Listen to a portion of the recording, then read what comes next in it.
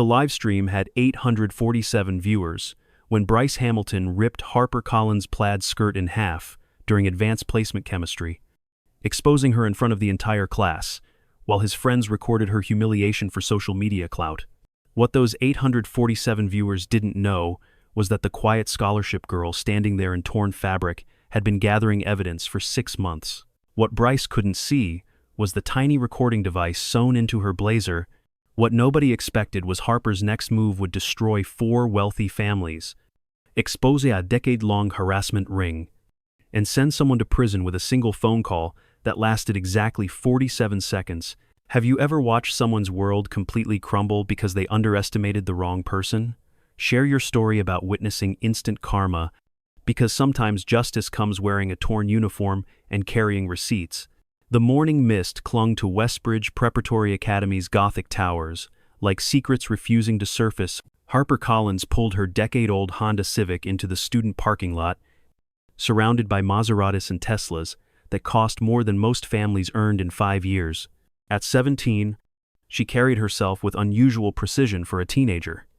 Her movements calculated and purposeful in ways that made observant teachers uncomfortable. Her perfectly pressed uniform concealed more than just a slender frame beneath the standard-issue blazer. Multiple devices hummed quietly against her ribs. Bryce Hamilton arrived in his father's Lamborghini. Because walking was apparently beneath the heir to Hamilton Industries' $2 billion empire, at Oitian, he possessed the cruel confidence that came from never facing consequences.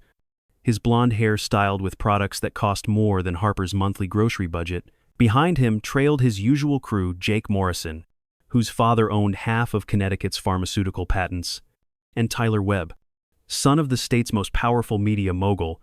Together, they formed Westbridge's untouchable trinity, protected by donations that kept the school's endowment healthy and administrators compliant. The academy itself stood as a monument to American aristocracy, where 90% of students inherited their positions through family legacy rather than academic merit. Its hallways whispered with the casual cruelty of entitled teenagers who'd learned early that money could erase any transgression. What made Westbridge particularly insidious was its carefully crafted facade of progressive values, complete with diversity statements that meant nothing when wealthy families needed problems to disappear. Harper entered her first-period English class carrying a leather portfolio that never left her side, its contents mysterious enough to make curious classmates wonder why a scholarship student guarded it so fiercely. Mrs. Davidson barely glanced up from her desk. Having learned through bitter experience that acknowledging harassment only brought unwanted attention from parents whose names graced campus buildings, the dynamic was established within minutes. Bryce and his crew claimed the back corner, other students instinctively creating buffer zones, while Harper sat alone in the front row with her strained, unflappable composure. The first test came during lunch, when Bryce accidentally knocked Harper's tray from her hands, sending soup cascading across her laptop computer. The cafeteria erupted in laughter as Harper knelt among the mess. Her device apparently ruined beyond repair. Students pulled out phones to record what they assumed would be a scholarship kid's emotional breakdown over her most valuable possession. Instead, Harper calmly reached into her backpack and produced an identical laptop, powering it up with practiced efficiency that suggested she'd anticipated this exact scenario. "Wow," Bryce announced loudly enough for every table to hear. "Poor girl comes prepared with backup electronics. Daddy's insurance money must be paying off." The comment drew more laughter, but something flickered across Harper's face that made attentive observers pause.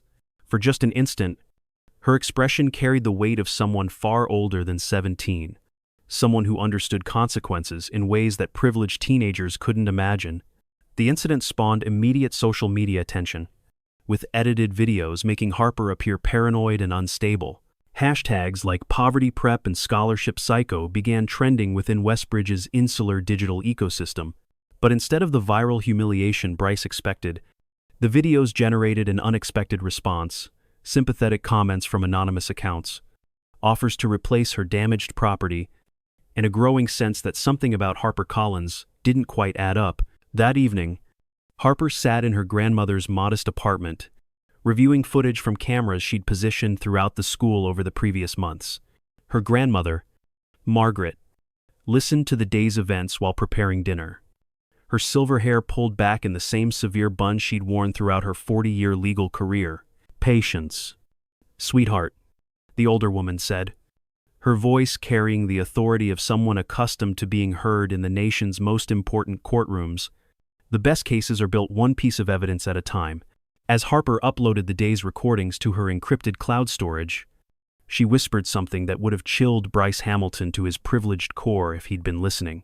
186 days of documentation. Just 14 more incidents. And we'll have everything we need. Outside, autumn wind rattled the apartment windows like anticipation itself, while inside, America's youngest legal mind prepared for a war that would reshape how justice worked in elite educational institutions forever. The harassment escalated exactly as Harper had predicted, following patterns she'd studied in legal precedents involving institutional cover-ups. Bryce Hamilton couldn't tolerate the attention Harper's accident had generated, especially the sympathetic responses that painted him as the aggressor rather than a prankster. His ego demanded a more decisive victory, something that would permanently establish his dominance over the scholarship interloper who dared to prepare for his attacks. The opportunity came during Thursday's fire drill, when Bryce bribed the janitor with $300 cash to provide Harper's locker combination.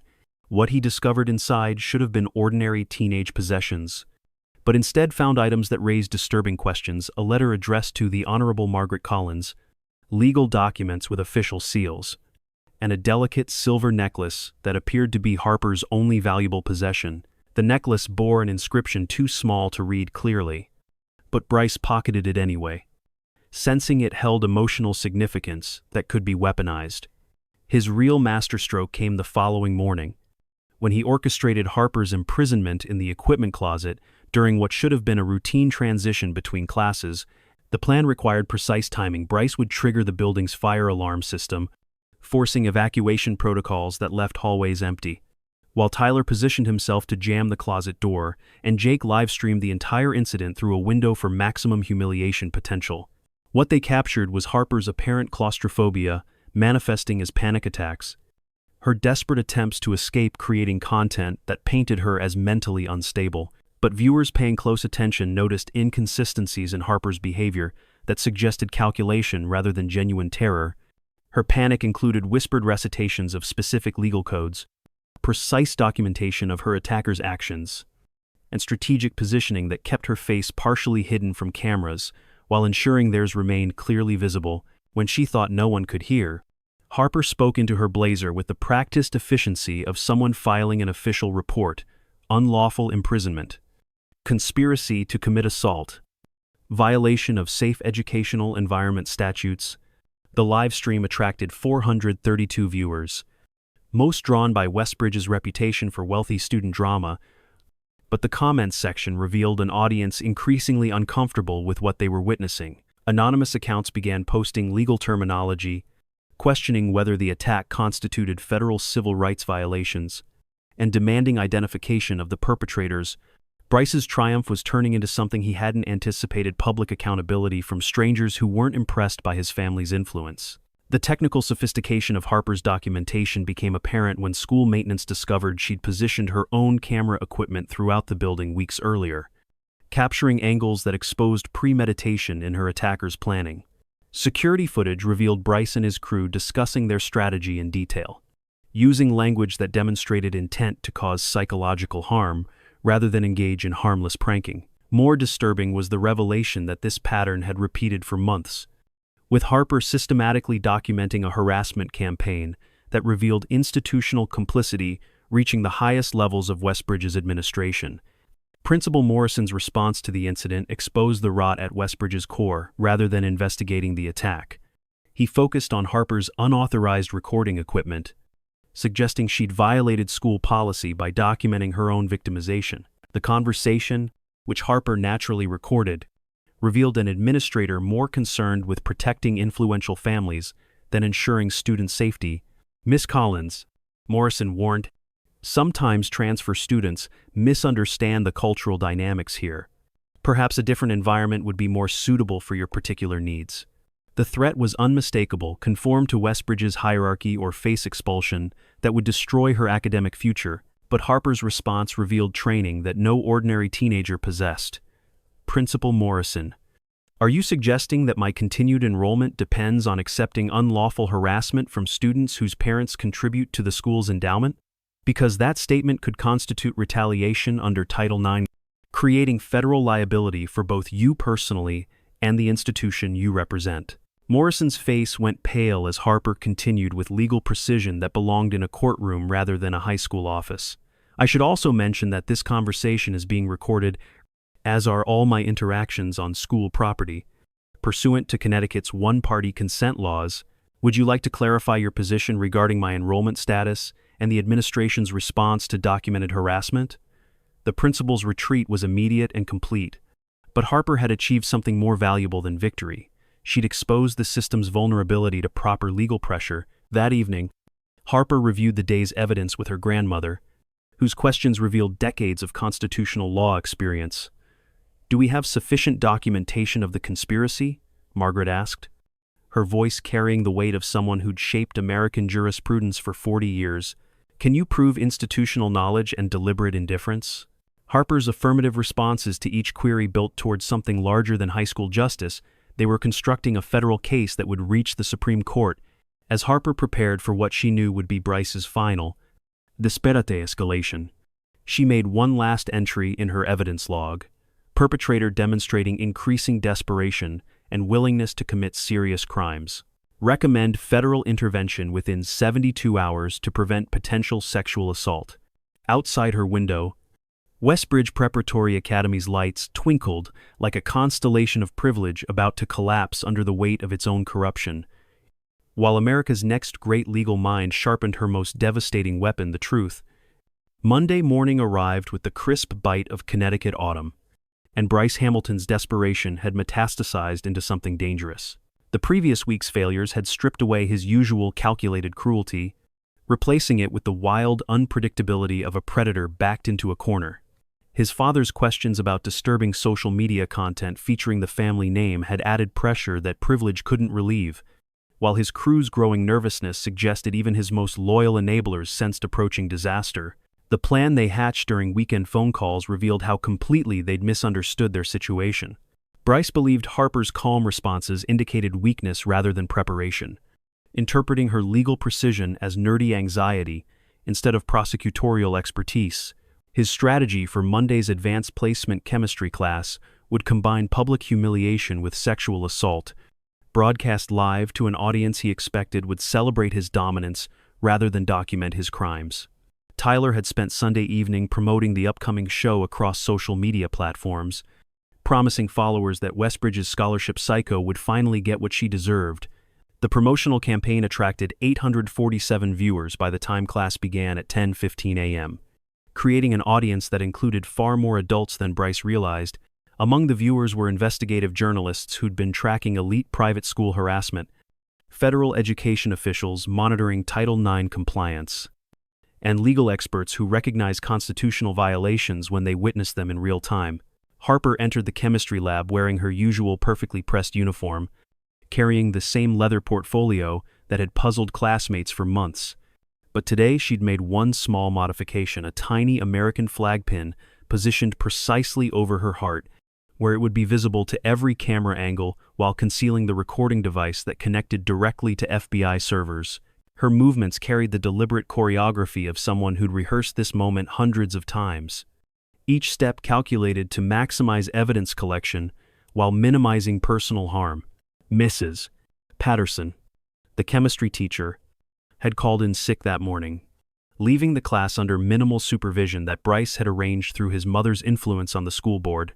The substitute teacher, overwhelmed by managing 32 privileged teenagers conducting potentially dangerous experiments, failed to notice the predatory atmosphere building in the back corner where Bryce's crew had positioned themselves for optimal attack angles. The laboratory's live streaming capabilities, ostensibly for remote learning, had been hijacked to broadcast what Bryce intended as Harper's ultimate humiliation. The assault began with calculated psychological pressure, as Jake and Tyler surrounded Harper's lab station, while Bryce approached from behind with scissors taken from the supply cabinet. The 847 viewers watched in real time as he grabbed the hem of her plaid skirt, his intentions obvious to anyone familiar with sexual harassment patterns. Harper's response was immediate and precise. "I do not consent to this contact. This is sexual assault being broadcast to interstate audiences, creating federal jurisdiction under multiple statutes." Her words carried the crisp authority of someone who'd spent years in courtrooms, but Bryce was too committed to his performance to recognize the danger. The scissors sliced through fabric with a sound that microphones captured clearly, while Harper's torn skirt fell away to reveal her positioning herself protectively around the recording equipment she'd worn daily for 6 months. The viewers' comments exploded with outrage, legal citations, and demands for immediate law enforcement intervention, but the perpetrators remained focused on their victims' apparent vulnerability.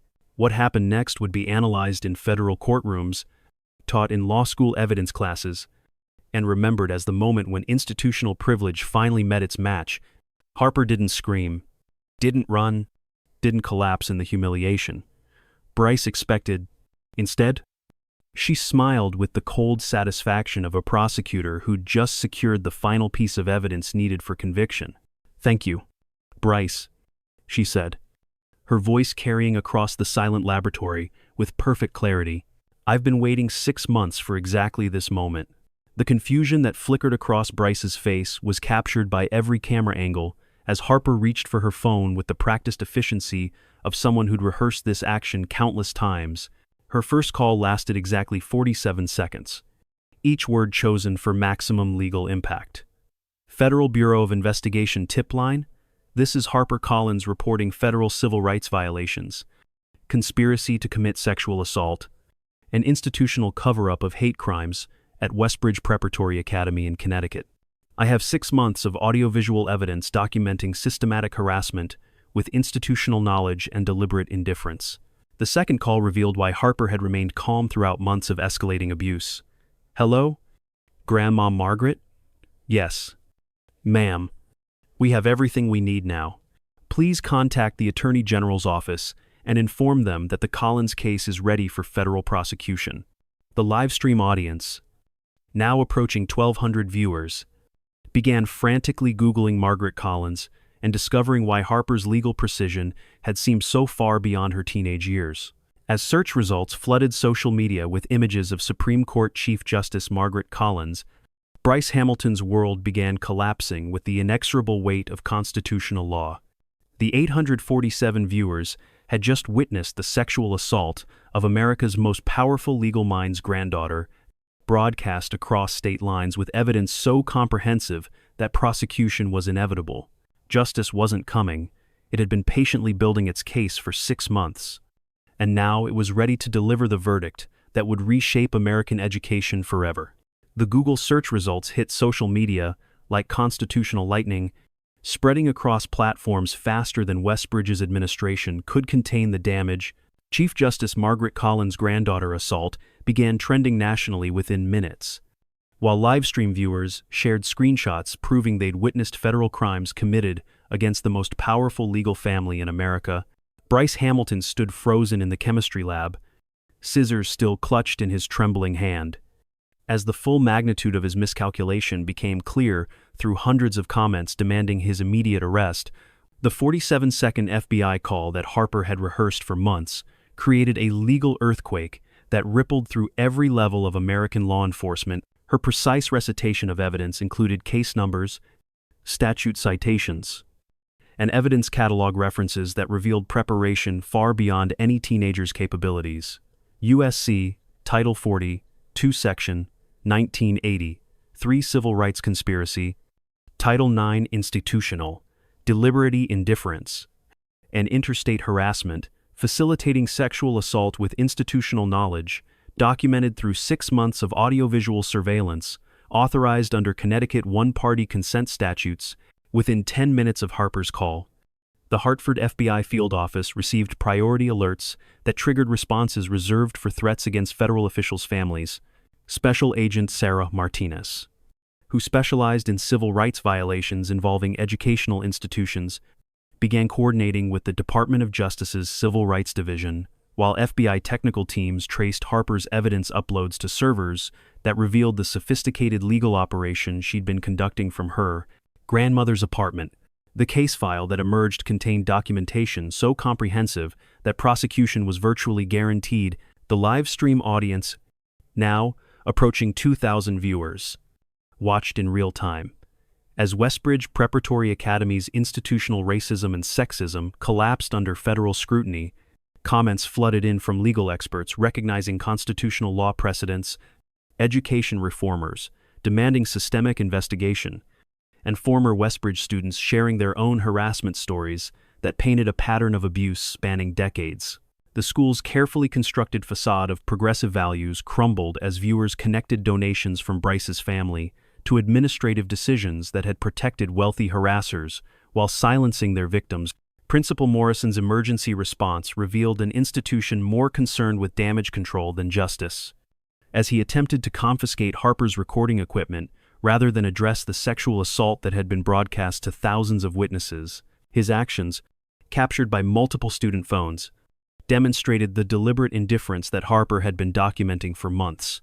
"Miss Collins, you need to come to my office immediately to discuss your unauthorized recording equipment and the disruption you've caused to our learning environment." The words created additional federal evidence while exposing administrative priorities that valued wealth over safety. Harper's response showcased legal training that belonged in federal courtrooms rather than high school hallways. Principal Morrison, I'm currently cooperating with federal law enforcement regarding civil rights violations that occurred under your institutional oversight. Any attempt to intimidate or retaliate against me for reporting these crimes constitutes additional federal violations under whistleblower protection statutes. I recommend you contact legal counsel before taking any further action regarding my status at this institution. The precision of her language, combined with her calm demeanor while standing in a torn skirt surrounded by evidence of sexual assault, created an image that would be remembered as the moment American education's privilege protection system finally met accountability. News vans began arriving at Westbridge's gates as reporters recognized the national significance of a story that combined elite school corruption, sexual assault, and Supreme Court family connections into a perfect storm of constitutional consequences. Bryce's father, Robert Hamilton, received the emergency call during a board meeting at Hamilton Industries, where his initial reaction focused on protecting company stock prices rather than acknowledging his son's crimes. "How much will it cost to make this disappear?" he asked the family's crisis management firm, revealing the entitled mentality that had enabled Bryce's behavior throughout his privileged upbringing. The response from attorneys familiar with federal civil rights law was immediate and devastating. "Mr. Hamilton, your son committed sexual assault against Chief Justice Collins's granddaughter on camera with 1,200 witnesses. This cannot be made to disappear."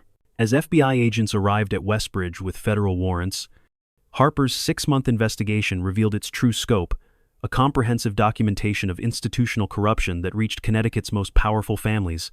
The evidence files contained financial records linking parental donations to administrative decisions protecting wealthy harassers, communications proving deliberate indifference to Title IX violations, and systematic patterns of discrimination that violated federal civil rights laws. What had appeared to be high school bullying was actually a criminal conspiracy involving institutional actors who'd been protecting privilege at the expense of constitutional rights. The transformation was immediate and irreversible as federal agents interviewed students, teachers, and administrators who'd participated in or witnessed the harassment campaign that Harper had so meticulously documented. Bryce Hamilton's position as Westbridge's golden boy evaporated as classmates competed to distance themselves from someone facing federal prosecution, while his crew discovered that enabling sexual assault carried consequences that Daddy's money couldn't erase. The live stream that was supposed to showcase his dominance had instead become evidence in a federal case that would reshape American education law. As Harper walked calmly to the principal's office, flanked by FBI agents treating her as the federal witness she'd become, Westbridge Preparatory Academy's reign as a sanctuary for privileged predators ended forever. The quiet scholarship girl had revealed herself as America's most patient prosecutor, and her perfect move hadn't involved violence. It had wielded the Constitution itself as a weapon that no amount of wealth or influence could defeat. The federal investigation that Harper's evidence triggered moved with the devastating efficiency of constitutional law enforcement, transforming Westbridge Preparatory Academy from elite sanctuary into crime scene within hours. FBI agents established a command post in the school's main conference room, where Harper's 6 months of documentation provided roadmaps to institutional corruption that reached Connecticut's highest political and business circles. The evidence files revealed donation patterns, linking wealthy families' contributions to administrative decisions that had protected sexual predators while silencing their victims through intimidation and retaliation. Bryce Hamilton's psychological collapse began during his first FBI interview. When agents presented evidence of premeditation that elevated his actions from impulsive harassment to federal conspiracy charges, the recordings Harper had captured revealed planning sessions where Bryce and his crew discussed sexual assault tactics, debated which attacks would generate maximum social media engagement, and celebrated their power to destroy scholarship students without consequences. His entitled worldview shattered completely when agents explained that attacking Chief Justice Collins' granddaughter constituted a federal crime that no family influence could minimize. The institutional reckoning spread beyond Westbridge, as Harper's documentation exposed a network of elite private schools that had operated as protection rackets for wealthy families seeking to shield their children from accountability. Department of Education investigators discovered that Harper's case represented a pattern spanning decades, with schools accepting donations in exchange for covering up sexual assaults, academic fraud, and hate crimes that would have resulted in criminal prosecution at public institutions. The evidence suggested systematic violations of federal civil rights laws that required comprehensive reform of private education oversight within 48 hours. The political consequences reached Connecticut's highest offices, as Governor Patricia Wells announced a state investigation into private school accountability that would review every institution receiving public funding or tax exemptions. The announcement came after Harper's evidence revealed that taxpayer money had subsidized schools operating as havens for criminal behavior, creating constitutional violations that demanded immediate government intervention. Wells's press conference included specific references to Harper's courage in exposing institutional protection of privilege at the expense of justice. The media transformation was equally dramatic, as Harper evolved from unknown scholarship student to national symbol of resistance against institutional oppression. Cable news networks competed to interview the teenager who'd single-handedly exposed American education's most shameful secrets, while legal experts praised her evidence collection as a masterclass in civil rights documentation. Her grandmother's Supreme Court colleagues issued statements supporting Harper's courage, while demanding systemic reforms that would prevent future institutional cover-ups of federal crimes. Bryce's social destruction accelerated as former friends competed to denounce their association with someone facing federal prosecution, while his romantic interests publicly distanced themselves from the Hamilton family name that had become synonymous with sexual assault and institutional corruption. His acceptance to Princeton University was revoked within 24 hours, followed by rejections from backup schools that recognized the liability of enrolling a federally indicted sexual predator. The privileged future that wealth had guaranteed evaporated as constitutional law proved more powerful than family influence. The student body transformation at Westbridge revealed the liberation that occurred when institutional fear finally lifted, as harassment victims who'd been silenced for years found courage to share their stories with federal investigators. Harper's documentation had created a safe space for truth-telling that exposed the full scope of abuse that wealthy families had been covering up through donations and threats. The testimonies painted a picture of systematic predation that had flourished under administrative protection, creating federal liability that would cost the school its accreditation and tax exemptions. Financial consequences followed legal accountability as Hamilton Industries' stock price collapsed under investor concern about federal criminal liability associated with the family name. Robert Hamilton's emergency resignation from corporate leadership couldn't prevent the Securities and Exchange Commission investigation into whether company resources had been used to obstruct justice in his son's case. The broader market reaction suggested that enabling institutional sexual assault carried costs that extended far beyond individual families to entire corporate ecosystems. The psychological impact on Harper herself became apparent during her federal witness interviews, where she displayed the composure of someone far beyond her 17 years while recounting months of systematic abuse. FBI psychologists marveled at her emotional resilience, attributing it to the sense of purpose that had sustained her through the darkest moments of harassment. "I always knew this wasn't about me personally," Harper explained to investigators. It was about exposing a system that protected predators because their families could afford immunity. The ripple effects reached international attention as education ministers from countries with similar elite school systems requested copies of Harper's documentation to investigate their own institutions. The European Union announced new oversight requirements for private schools receiving public funding, citing the Westbridge case as evidence that institutional privilege posed threats to constitutional democracy wherever it operated without accountability. Legal scholars worldwide recognized Harper's work as establishing precedents that would reshape education law across multiple jurisdictions.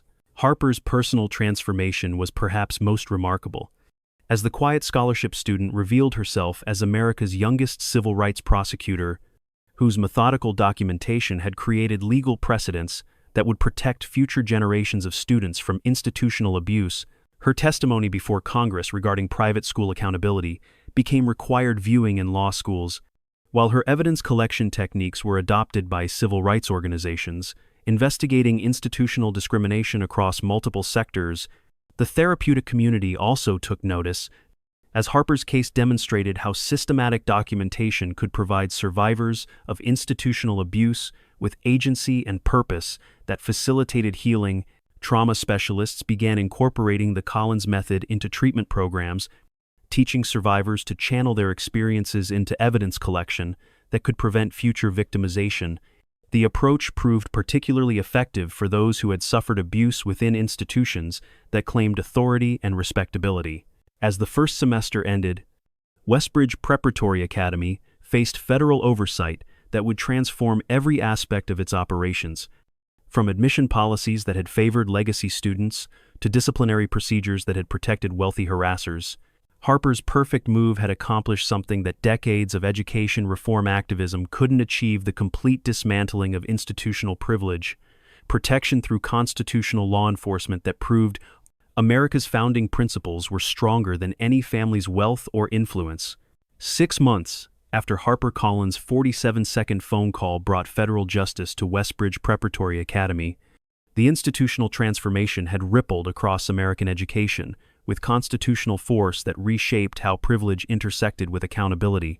The HarperCollins Act, signed into law by a president who recognized political necessity when millions of voters demanded education reform, required federal oversight of any private institution receiving public funding or tax exemptions. The legislation created enforcement mechanisms that ended the era when wealthy families could purchase immunity for their children's criminal behavior through strategic donations. The Supreme Court case that emerged from Harper's documentation became required study in every law school constitutional law curriculum, with Chief Justice Margaret Collins recusing herself while her colleagues unanimously upheld the principle that institutional wealth could not supersede federal civil rights protections. The decision, Collins v. Westbridge Preparatory Academy, established precedents that eliminated qualified immunity for educational administrators who demonstrated deliberate indifference to sexual harassment, while creating federal liability for institutions that accepted donations in exchange for protecting wealthy predators. Bryce Hamilton's federal conviction on civil rights conspiracy charges resulted in 18 months in federal prison, followed by 5 years of supervised probation that included mandatory counseling and community service at organizations supporting sexual assault survivors. His plea agreement required public acknowledgement of his crimes and cooperation with ongoing investigations into institutional cover-ups that had protected elite student predators across multiple states. The Hamilton family's fall from Connecticut's social pinnacle was complete and irreversible, serving as a warning to other wealthy families that federal law enforcement had abandoned its traditional deference to private school privilege. The broader investigation Harper's evidence had triggered exposed a network of elite institutions operating as criminal protection services for families seeking to shield their children from consequences. 23 private schools across 7 states faced federal civil rights investigations, while hundreds of wealthy families discovered that their donations to protect predatory children had created federal conspiracy liability that no amount of legal representation could overcome. The institutional reckoning forced a complete reimagining of how American education balanced autonomy with accountability. Harper's personal journey, from unknown scholarship student to national civil rights icon, culminated in her graduation as Westbridge's valedictorian. delivering a commencement address that was broadcast live on national television to an audience of 12 million viewers. Her speech, titled "The Constitution Doesn't Care About Your Bank Account," became the most watched graduation address in American history. While universities competed to offer full scholarships to the teenager who'd proven that individual courage could reshape entire systems of institutional oppression, the documentary 47 Seconds, How One Phone Call Changed American Education, won Academy Awards for Best Documentary Feature and Best Original Score, with Harper serving as executive producer while completing her freshman year at Harvard Law School on a full scholarship established by sexual assault survivors' advocacy organizations. The film's global distribution sparked education reform movements in countries where elite institutions had similarly protected wealthy predators from accountability through systems of institutional privilege. Legislative consequences extended beyond education, as Harper's documentation techniques were adopted by civil rights organizations investigating institutional discrimination in healthcare, employment, and housing. Her methodical approach to evidence collection became known as the Collins Protocol, taught in law enforcement academies and victim advocacy training programs across the country. The broader impact suggested that individual courage, properly channeled through constitutional law, could overcome systems of oppression that had seemed impenetrable. The financial transformation was equally dramatic, as institutions discovered that protecting wealthy predators created liability costs that exceeded any donation amounts. Insurance companies began requiring civil rights compliance audits before providing coverage to educational institutions, while boards of directors faced personal liability for deliberate indifference to harassment that created federal violations. The economic incentives that had sustained institutional protection of privilege reversed completely as accountability became more profitable than complicity. The cultural impact extended to entertainment and media, as Harper's story inspired television series, novels, and theatrical productions that explored themes of institutional corruption and individual resistance. The Collins effect became shorthand for moments when systematic documentation exposed powerful predators, while social media movements encouraged students to report institutional abuse using techniques Harper had pioneered. The broader cultural conversation shifted from accepting elite privilege as inevitable to demanding transparency and accountability from all institutions. International recognition followed domestic transformation, as Harper received honorary doctorates from universities worldwide and addressed the United Nations Human Rights Council about institutional abuse in educational settings. Her advocacy work expanded beyond American borders, as she consulted with education ministers seeking to implement oversight mechanisms that would prevent elite schools from operating as protection systems for wealthy predators. The global reach of her influence demonstrated that constitutional principles could transcend national boundaries when properly articulated and documented. The technological sector also embraced Harper's legacy, as software developers created applications designed to help abuse survivors document evidence safely and securely. The HarperCollins Evidence Kit became standard equipment for civil rights organizations, while universities incorporated digital evidence collection into their curriculum for social work and legal studies programs.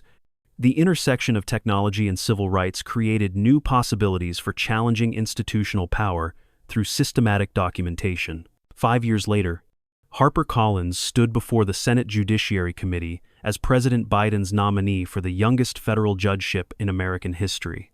Her confirmation hearing focused on her pioneering work in civil rights, enforcement, and institutional accountability.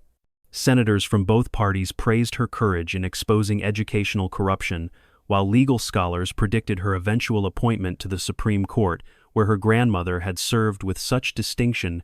The therapeutic and mental health community had also been transformed by Harper's approach, as survivor advocates incorporated systematic documentation into healing processes that helped victims reclaim agency over their experiences. Support groups taught the Collins method as a way to transform trauma into purposeful action, while therapists reported that survivors who engaged in evidence collection showed accelerated recovery compared to traditional treatment approaches. The integration of legal advocacy with psychological healing created new paradigms for addressing institutional trauma. The economic ripple effects continued expanding as major corporations implemented internal oversight systems modeled on Harper's documentation protocols. recognizing that preventing institutional harassment protected both employees and shareholders from federal liability. Wall Street analysts began incorporating civil rights compliance scores into investment recommendations, while business schools added courses on institutional accountability that featured Harper's case as the foundational study in corporate social responsibility. The intersection of civil rights enforcement with financial markets created unprecedented incentives for organizational reform. Religious institutions, initially resistant to secular oversight, gradually adopted Harper-inspired transparency measures after discovering that accountability enhanced rather than threatened their moral authority. The Catholic Church's implementation of Collins Protocol documentation for seminary programs became a model for other denominations, seeking to rebuild trust with congregations devastated by institutional cover-ups. Faith leaders recognized that Harper's approach offered a path toward redemption through systematic truth-telling that honored both justice and mercy. The military academies underwent comprehensive reform, using Harper's documentation methods to address long-standing harassment problems that had undermined unit cohesion and officer development. Defense Department officials credited the Collins Protocol with creating the first measurable decline in sexual assault rates across all service branches, while recruitment improved as potential officers gained confidence that institutional abuse would face consequences regardless of family connections or military tradition. Legacy media organizations established HarperCollins journalism fellowships that funded investigative reporting into institutional corruption, recognizing that her citizen journalism had accomplished what professional newsrooms had failed to achieve for decades. The fellowship recipients, known as Collins Fellows, became a new generation of accountability journalists whose systematic approach to evidence collection elevated investigative reporting from sensationalism to constitutional advocacy. The personal cost of Harper's crusade became apparent only years later, as she confided to close friends about the emotional toll of carrying institutional trauma while maintaining the composure necessary for legal warfare. Her relationship with her grandmother deepened through their shared understanding of how constitutional principles demanded personal sacrifice from those committed to upholding them. Margaret Collins often reflected that Harper's courage had exceeded even her own Supreme Court battles, noting that challenging institutional power as a teenager required a different kind of bravery than wielding authority from the nation's highest court. The mentorship relationships Harper developed with other young activists created a network of constitutional advocates who applied her methods to different forms of institutional abuse, from environmental justice to workers' rights. The Collins generation transformed how grassroots organizing intersected with legal strategy. These protégés carried forward her insight that individual preparation combined with systematic documentation could challenge even the most entrenched systems of privilege and oppression. Educational curriculum nationwide incorporated Harper's story into civics classes, where students learned that constitutional rights required active defense rather than passive assumption. Teachers reported that the Collins case study generated more engaged classroom discussions about civil rights than any historical example, as students recognized that constitutional principles remained relevant to their daily experiences. The integration of contemporary civil rights victories into educational standards ensured that future generations would understand democracy as an ongoing project requiring constant vigilance. The transformation extended to popular culture as Harper's story inspired a generation of young artists who created works exploring themes of institutional resistance and individual empowerment. Musicians composed ballads about standing up to privilege, while visual artists created installations commemorating moments when truth conquered power. The aesthetic celebration of Harper's victory reinforced cultural values that prioritized justice over wealth, courage over compliance, and constitutional principles over institutional convenience. The legacy of that October morning when Bryce Hamilton ripped a quiet girl's skirt in chemistry class extended far beyond individual justice to encompass systematic reform that protected millions of students from institutional predation.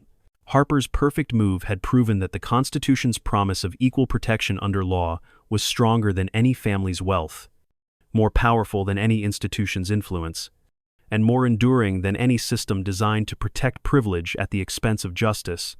In classrooms across America, students learned that sometimes the quietest voices carry the loudest truths, and that courage, combined with preparation, could move mountains of institutional oppression. The transformation was complete. American education had learned that accountability was not optional, that privilege was not immunity, and that every student deserved protection under laws that no amount of money could purchase or influence could corrupt. HarperCollins had kept her promise to make Westbridge Preparatory Academy's corruption visible to the world, and in doing so, had made America more just for every student who would follow in her footsteps. Her story became a testament to the enduring power of individual courage when armed with constitutional knowledge, proving that democracy's greatest strength lay not in its institutions, but in citizens brave enough to hold those institutions accountable to their highest ideals